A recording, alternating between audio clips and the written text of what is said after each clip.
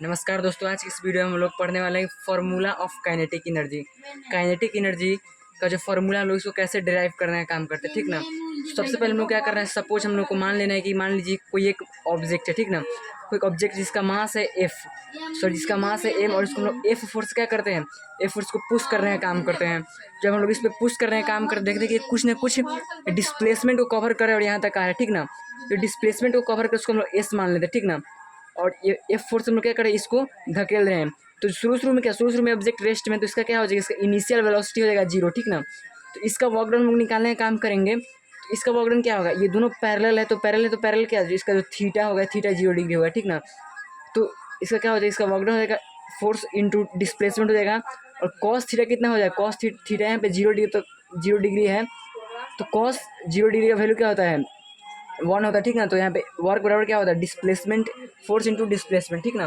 तो अब यहाँ पे हम लोग इसका फॉर्मूला, काइनेटिक एनर्जी का फॉर्मूला कैसे निकालेंगे, इसको हम लोग देखने का काम करते हैं। तो यहाँ पे सिंपल होगा, work into force into displacement. आपको समझाने के मैंने ऐसे लिखा है। तो हम लोग क्या, ऐसा नहीं लिखते, जो वर्क होता है फोर्स इंटू डिस्प्लेसमेंट। तो हम लोग क्या करें, यहाँ पे जो फोर्स का है, फोर्स किसके बराबर होता है, मास और एक्सेलरेशन के बराबर भी होता है। तो यहाँ से इक्वेट करने का काम करेंगे, फोर्स किसके बराबर, मास और एक्सेलरेशन के बराबर होता है, इसको यहाँ पे पुट कर देंगे। और उसके बाद फिर हम क्या करेंगे, और ए एस हो गया, ठीक ना। तो किस इक्वेशन में ए एस आता है, तो फर्स्ट सेकंड और थर्ड 3 इक्वेशन पढ़े हैं।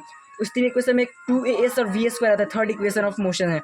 तो यहाँ से हम लोग एस का वैल्यू निकालेंगे, एस को इधर इधर इधर इधर मल्टीप्लाई डिवीजन में लाएंगे, तो क्या हो जाएगा, v² माइनस u²/2 आ जाएगा। तो इस वैल्यू को यहाँ पे हम लोग पुटिंग करने का काम करेंगे। तो क्या हो जाएगा, डब्ल्यू हो जाएगा वर्क बराबर क्या हो जाएगा, mv² माइनस u² ब्रैकेट में इसको कर लेंगे, ठीक ना। अब इसको हम लोग सिंगली इसको इससे मल्टीप्लाई करें, फिर इसको इससे मल्टीप्लाई करेंगे, ठीक ना।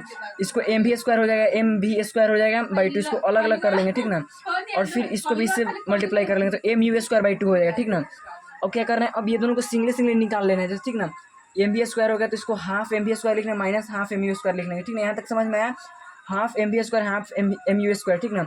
अब यहाँ पे हम लोग देख रहे हैं कि जो हम लोग का जो इनिशियल वेलोसिटी है, इनिशियल वेलोसिटी शुरू में कोई ऑब्जेक्ट रेस्ट में है, तो उसका इनिशियल वेलोसिटी कितना होगा, उसका इनिशियल वेलोसिटी 0 होगा, ठीक ना। तो यहाँ पे इसका इनिशियल वेलोसिटी 0 है, तो यहाँ पे 0 है हम लोग का जो 0 मीटर पर सेकेंड, इसको हम लोग क्या करेंगे, इसको हम इस इक्वेशन में पुट करने का काम करेंगे। तो हम लोग का जो वर्क होता है half mv² minus half mu² के बराबर होता है, ठीक ना।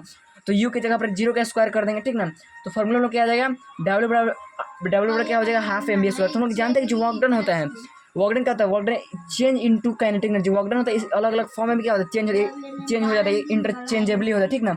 इसलिए हम लोग लिख सकते जो काइनेटिक एनर्जी होता है, काइनेटिक एनर्जी क्या होता है, काइनेटिक एनर्जी क्या होता है, हाफ mv², ठीक ना। हाफ mv² करने का मतलब काइनेटिक एनर्जी है, ये मास का, इससे मास का इंपॉर्टेंट रोल होता है और वेलोसिटी का प्लेट। थैंक यू दोस्तों।